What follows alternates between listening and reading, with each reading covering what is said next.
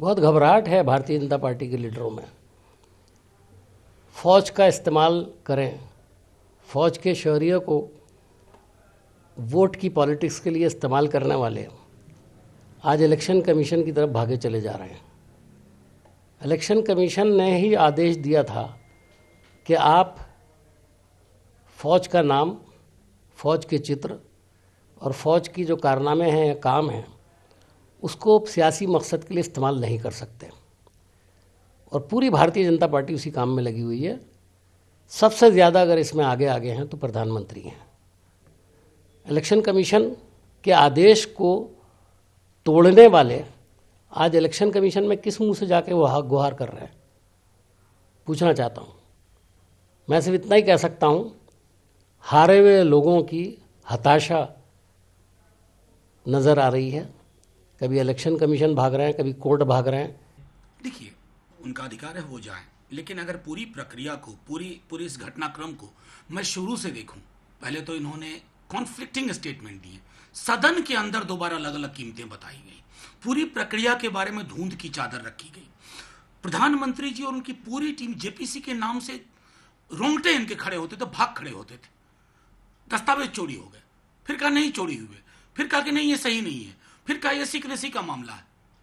तब तमाम चीजें जब सुप्रीम कोर्ट ने कहा कि अब इस पर तो हम विचार करेंगे, तो ये तो एक तरह से सीधे तौर पर संदेश है कि मोदी जी अगर जेपीसी करवा लिए होते तो दूध का दूध पानी का पानी होता। उस महापुरुष को, जिस महापुरुष ने कागज पर पेंसिल से, स्केच पेन से भी हवाई जहाज नहीं बनाया, जेट नहीं बनाया, उसे 30,000 करोड़ की डील दी गई। साफ नीयत, सही विकास के पोस्टर बॉय हैं वो महापुरुष। तो उसके मद्देनजर पूरी प्रक्रिया को आप देखिए।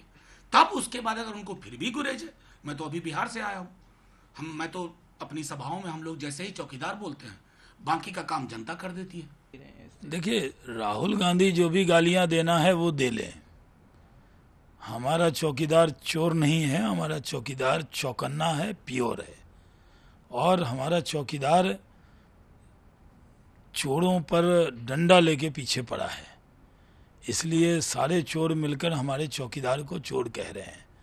लेकिन राहुल जी ने जो बात बोली कि सुप्रीम कोर्ट में जजमेंट में कहीं इस बात का जिक्र नहीं आया, एक पिटीशन को उन्होंने एक्सेप्ट किया और कहा कि वो जो स्टॉल पेपर है, चोरी के कागज़ हैं, उन पर उन्होंने कहा हम सुनवाई करेंगे।